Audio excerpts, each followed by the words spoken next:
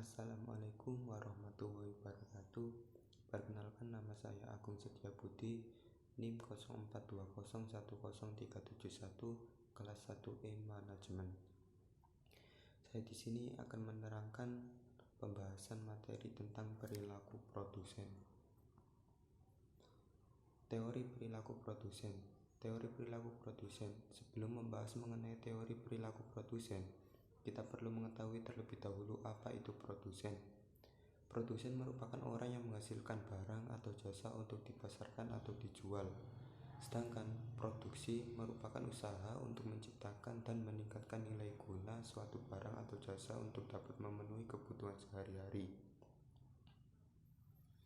Perilaku produsen merupakan salah satu pembahasan dalam ekonomi makro, yaitu mengenai permasalahan kemampuan seorang produsen pada saat menggunakan sumber daya yang ada untuk menghasilkan atau menyediakan produk yang bernilai bagi konsumennya. Pengertian teori perilaku produsen. Teori perilaku produsen ialah suatu teori yang menjelaskan tentang bagaimana tingkah laku atau perilaku produsen dalam menghasilkan produk yang mencapai efisiensi dalam kegiatan produksinya. Produsen berusaha untuk menghasilkan produksi sebaik mungkin dengan mengatur penggunaan faktor produksi yang paling efisien. Kegiatan-kegiatan produksi. Kegiatan produksi meliputi sebagai berikut. 1. From changing activity adalah kegiatan mengubah bentuk dari suatu barang. 2. Transportation adalah kegiatan memindahkan barang dari suatu tempat ke tempat lainnya. Yang ketiga, storage atau kegiatan menyimpan suatu barang yang akan digunakan di masa yang akan datang. Yang keempat, merchandising adalah kegiatan memperdagangkan suatu barang agar sampai ke tangan konsumen yang membutuhkan. Yang terakhir, personal service adalah kegiatan yang dilakukan oleh seseorang yang orang lain mengakui keberadaannya. Tujuan kegiatan produksi. Dalam kegiatan produksi ada beberapa tujuan yang akan tercapai, yaitu sebagai berikut. 1. Menghasilkan barang untuk memenuhi kebutuhan konsumen. Jadi produsen itu menghasilkan barang untuk memenuhi kebutuhan konsumen. Yang kedua, mendapatkan keuntungan sebanyak mungkin. Ketiga, memaksimalkan sumber daya yang dimiliki. Yang keempat, meminimalkan biaya produksi. Yang kelima, memaksimalkan hasil produksi. Dan yang keenam, mencari tambahan modal. Analisis teori produsen. 1. Produksi jangka pendek.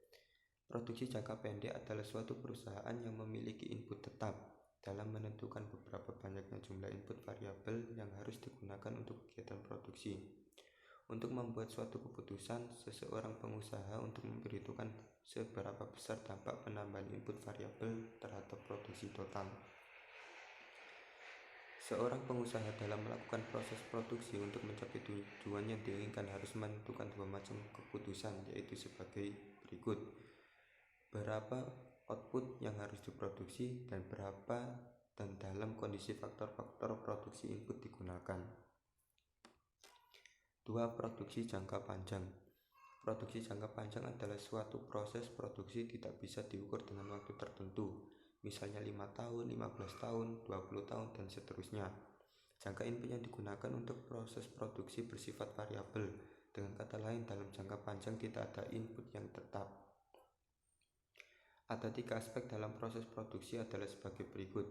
1. Kuantitas pelayanan yang baik atau dihasilkan. 2. Bentuk pelayanan yang baik atau diciptakan.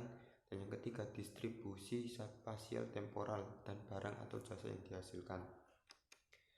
Terdapat 2 asumsi dasar untuk menyederhanakan pembahasan secara teoristis dalam menentukan keputusan, yaitu sebagai berikut. 1. Produsen atau pengusaha selalu berusaha mencapai keuntungan yang semaksimum mungkin. Yang kedua, produsen atau pengusaha beroperasi dalam pasar persaingan sempurna. Permasalahan seorang produsen. Permasalahan seorang produsen adalah bagaimana dengan adanya modal yang terbatas bisa menciptakan barang yang kuantitas dan kualitas yang cukup baik. Itu masalah seorang produsen. Peran penting seorang produsen adalah sebagai berikut. Satu produsen menjadi seorang manajer yang mengkoordinasi faktor-faktor produksi baik tenaga kerja, tanah, sumber daya alam, kapital atau modal, bahan baku dan entrepreneur atau keahlian yang ada dalam masyarakat. Yang kedua, mempunyai inisiatif dan daya kreatif yang tinggi untuk berinovasi baru termasuk dalam iptek. Yang ketiga, mengambil keputusan kebijakan dalam kegiatan bisnis. Yang keempat, mampu menganalisis kondisi ekonomi secara makro yang sedang berlangsung. Jenis produk produsen. Terdapat beberapa jenis produk, diantaranya adalah sebagai berikut. Yang pertama, produk total.